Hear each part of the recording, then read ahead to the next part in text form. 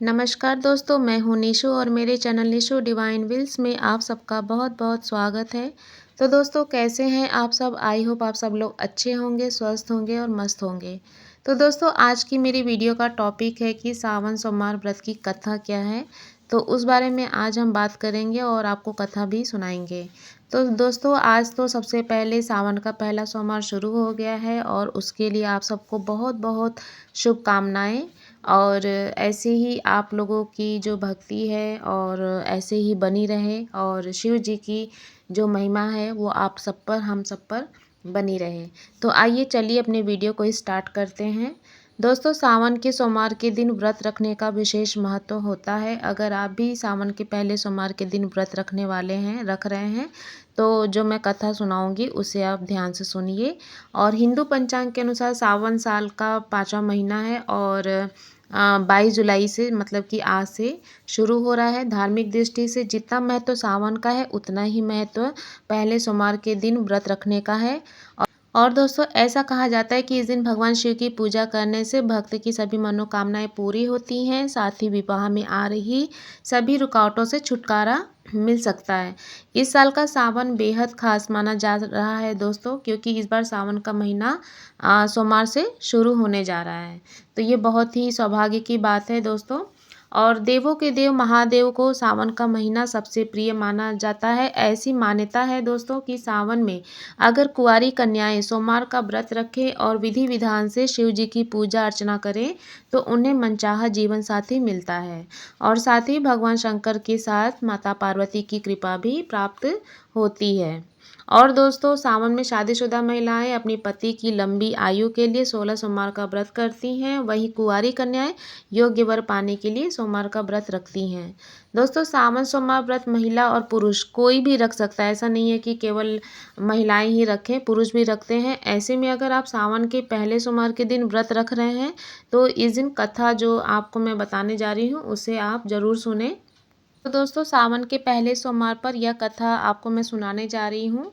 पौराणिक मान्यता के अनुसार दोस्तों, एक बार एक धनी व्यापारी था जो कि भगवान शिव का बहुत बड़ा भक्त था और उसके पास बेशुमार धन दौलत थी।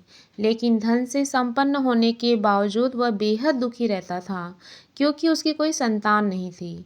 वह पुत्र की चाह में दिन रात भगवान शिव की आराधना करता था और हर सोमवार को व्रत करता था। उस व्यापारी की भक्ति देखकर एक दिन माता पार्वती ने भोलेनाथ से कहा कि यह व्यापारी आपका सच्चा भक्त है, तो आप उसकी मनोकामना पूरी कर दीजिए। यह सुनकर महादेव ने माता पार्वती से कहा कि इस साहूकार के साथ कोई पुत्र न होने के कारण यह दुखी रहता है। माता पार्वती ने शिव जी से उस व्यापारी को वरदान देने के लिए कहा। इस पर महादेव ने देवी पार्वती को बताया कि इस साहूकार के भाग में पुत्र के योग ही नहीं है। ऐसे में अगर इसे पुत्र का वरदान दे दिया तो वह बालक सिर्फ 12 साल की आयु तक ही जीवित रह पाएगा। इतना सुनने के बाद माता पार्वती ने शिवजी से कहा कि उस साहूकार को पुत्र का वरदान दे दीजिए, अन्यथा वो भक्त आपकी पूजा करना छोड़ देगा। माता के बार बार कहने से भगवान शिव ने साहूकार को पुत्र प्राप्ति का वरदान दे दिया, लेकिन वह सिर्फ 12 साल तक ही जिंदा रहेगा। भगवान शिव से पुत्र का वरदान पाकर वह व्यापारी बहुत खुश हुआ, लेकिन वह बेटे की इतनी कम उम्र सोचकर दुखी हो गया। बेटे के जन्म के बाद भी वह व्यापारी रोजाना भोलेनाथ की पूजा अर्चना करता रहा और सोमवार का व्रत रखा था। इसके बाद बेटे के 11 साल होते ही व्यापारी ने उसे उसके मामा के साथ काशी जाने को कह दिया। व्यापारी ने अपने बेटे के मामा से कहा कि इसे काशी में पढ़ाइए और रास्ते में जहाँ पर भी रुकना, यहाँ यज्ञ करना और ब्राह्मणों को भोजन कराते हुए आगे बढ़ना। उसी रास्ते में एक राजकुमारी का विवाह हो रहा था। जिससे उस राजकुमारी का विवाह होना था वो एक कान से काना था। जब राजकुमारी के पिता ने उस साहूकार के सुंदर बेटे को देखा तो वह सोचा क्यों न इसे ही घोड़ी पर बिठाकर इससे सारी रस्में करा दी जाएं। इसके लिए उन्होंने उस लड़के के मामा से बात की और कहा कि इसके बदले में हम तुम्हें खूब धन देंगे। यह सुनकर मामा भी राजी हो गए। इसके बाद साहूकार का बेटा विवाह के मंडप में बैठा और विवाह के सभी काम संपन्न हुए। जाने से पहले साहूकार के बेटे ने राजकुमारी की चुनरी पर लिख दिया कि तुम्हारा विवाह मेरे साथ हुआ है, लेकिन जिसके साथ तुम्हें भेजेंगे वह तो एक आंख से काना है। इसके बाद साहूकार का बेटा अपने मामा के साथ काशी चला गया। जब राजकुमारी ने अपनी चुनरी पर वह लिखा हुआ देखा तो उसने राजकुमार के साथ जाने से मना कर दिया।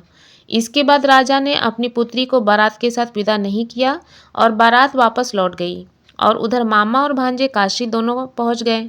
एक दिन काशी में यज्ञ के दौरान साहूकार के बेटे के प्राण निकल गए और यह देख उसके मामा रोने लगे। उस समय भगवान शिव से माँ पार्वती ने पूछा कि प्रभु ये कौन रो रहा है। तब उन्हें पता चला कि यह शिव जी के वरदान से जन्मा व्यापारी का पुत्र है। तब माता पार्वती ने कहा, स्वामी दोबारा इसे जीवित कर दीजिए, अन्यथा रोते रोते उसके माता पिता प्राण त्याग देंगे। तब भगवान शिव ने बताया कि उसकी आयु इतनी ही थी, लेकिन माता पार्वती के बार बार कहने पर शिव जी ने उसे जीवित कर दिया। इसके बाद व्यापारी का पुत्र ओम नमः शिवाय करते हुए बैठा और मामा भांजे दोनों ने भोलेनाथ और माँ पार्वती को धन्यवाद किया। अपने नगर वापस लौट गए। तभी रास्ते में साहूकार का बेटा गिर गया और राजकुमारी ने उन्हें पहचान लिया। तब राजकुमारी के पिता ने साहूकार के बेटे का अपनी बेटी के साथ विवाह कराया और बहुत सारे धन धान्य के साथ विदा किया। इसके बाद वो अपने गांव लौट गए और साहूकार अपने बेटे और बहू को देखकर बहुत खुश हुए। उसी रात साहूकार को स्वप्न में शिव जी ने दर्शन दिया और कहा कि तुम्हारी पूजा से मैं प्रसन्न हुआ। इसी प्रकार जो भी व्यक्ति इस कथा को पढ़ता या सुनता है उसकी सभी परेशानियां दूर हो जाती हैं और साथ ही हर अधूरी इच्छा पूरी हो जाती है। तो दोस्तों ये थी कथा पहले सावन के सोमवार की, और इसी कथा के साथ अपनी वीडियो को मैं यहीं पे एंड करूँगी। और मेरी वीडियो आप लोगों को कैसी लगी कमेंट बॉक्स में लिख के ज़रूर बताइएगा दोस्तों। और मिलते हैं अपने एक नए वीडियो के साथ, एक नए विचार और उपाय के साथ। तब तक के लिए मेरे साथ मिलकर बोलिए हर हर महादेव, हर हर शंभू।